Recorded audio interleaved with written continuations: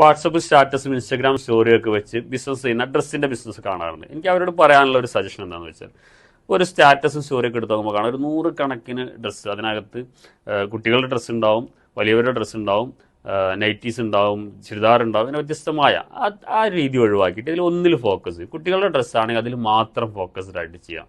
അതിൽ കണ്ടിന്യൂസ് അത് മാത്രം റിലേറ്റഡ് ആയ സ്റ്റാറ്റസും സ്റ്റോറിയും ചെയ്യാം. അങ്ങനെ വരുമ്പോൾ നിങ്ങൾ അതിലെന്താവും എക്സ്പേർട്ടായിട്ട് മാറുമെന്നുള്ളതാണ്. അപ്പം കുട്ടികളുടെ ഡ്രസ്സ് എടുക്കാൻ നിങ്ങളെ കോൾ ചെയ്താൽ മതി, അല്ലെങ്കിൽ നിങ്ങളെ കോൺടാക്ട് ചെയ്യാൻ ആ ഒരു രീതിയിലേക്ക് മാറാൻ പറ്റണം. അല്ലെങ്കിൽ എല്ലാതും കൂടി ചെയ്യാൻ ശ്രമിക്കരുത്. ഒന്നിൽ നമുക്ക് ഫോക്കസ് ചെയ്യാനോ ഒരു എൻക്വയറി വന്നാൽ പെർഫെക്റ്റ് ആയിട്ട് പറഞ്ഞു കൊടുക്കാനോ വരെ കഴിയില്ല. ഓക്കെ, അതുകൊണ്ട് ഏതെങ്കിലും ഒന്നിലേക്ക് ഫോക്കസ് കൊണ്ടുപോകുക വളരെ ഇമ്പോർട്ടൻ്റ് ആയ കാര്യം. 2, മാക്സിമം നമ്പേഴ്സ് സേവ് ചെയ്യാൻ ശ്രമിക്കുക. അതായത് വരുന്ന എൻക്വയറീസ് എല്ലാം സേവ് ചെയ്യാൻ, അവർ നല്ല ബന്ധം നിലനിർത്താനും നമ്മുടെ നമ്പർ അവരെ കൊണ്ട് സേവ് ചെയ്യിക്കാനും ശ്രമിക്കുക. പരമാവധി ആളിലേക്ക് നമ്മളുടെ സ്റ്റാറ്റസും സ്റ്റോറീസും എത്തിക്കാൻ നമുക്ക് കഴിയുമെന്നുള്ളതാണ്.